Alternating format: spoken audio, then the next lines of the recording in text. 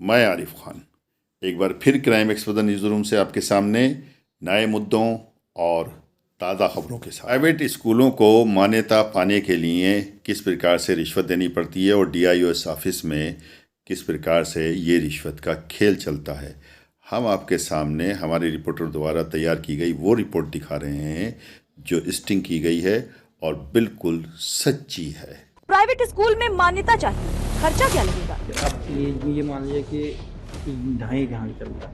2.5 लाख। किसी को अलग से पैसा तो नहीं देना पड़ेगा? DIS और आपका SDM पुस्तक का मतलब सब आप ही डील कर यही अब जैसी PWD भी कर रहा है। स्क्रीन पर नजर आ रहे ये शख्स सीतापुर के DIOS ऑफिस में स्कूलों की मान्यता का काम देख रहे क्लर्क सुभाष हैं, जिसने पहले फॉर्म देकर प्रोसेस समझाई। इसके बाद बताया कि मान्यता के लिए कितने रुपए देने होंगे और इसमें किसकी कितनी हिस्सेदारी है। फिर आपकी जो फाइल वहाँ चली जाएगी इलाहाबाद। हाँ, तो वहाँ भी करना पड़ेगा। वहाँ भी करना है। वहाँ क्या खर्चा आएगा यार? वहाँ से 1 से 1.5। फिर जब आपकी फाइल शासन जाएगी मतलब 5 मान के चलेगा। तो आप 50 से 60 में। हाँ ऐसे ही। चलो भाई, तो सब यहाँ वाला तो सब समझ ही लोगे ना। हाँ, यहाँ तो हम पहुँचा ही लेंगे। वहाँ के लिए आपको इलाहाबाद के लिए हम नंबर दे देंगे। जांच में कौन जाता है?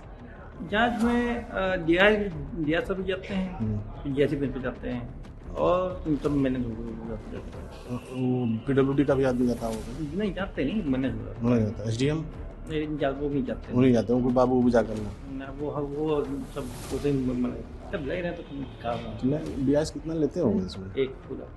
और SDM 50। सुभाष ने साफ कहा कि DIOS 1 लाख और SDM 50,000 रुपए लेते हैं। इस बात पर मुहर लगाई अखिल भारतीय प्राइवेट स्कूल प्रबंधक एसोसिएशन के यूपी अध्यक्ष हृदय नारायण जायसवाल ने। उन्होंने कहा कि इसी वजह से प्राइवेट स्कूलों ने 2024 में 11% तक और 2025 में 12% तक फीस बढ़ाई। जगह जगह पैसे का जो है तो देना ही पड़ता है, बिना पैसे दिए तो मान्यता होती नहीं है। आज डेट में अगर स्कूल खोलना है तो कम से कम 10 करोड़ रुपये चाहिए।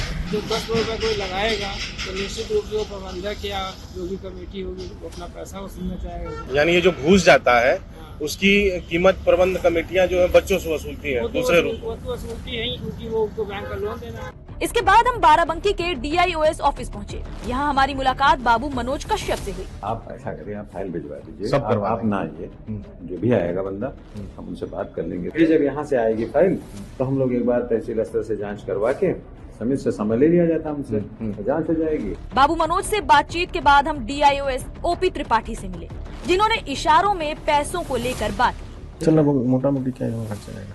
अभी कुछ नहीं बता सकते। अंदाजा एक मतलब थोड़ा अभी सा आप पहले कंप्लीट करिए। मतलब आप ही जिम्मे रहेगा सब? ठीक है।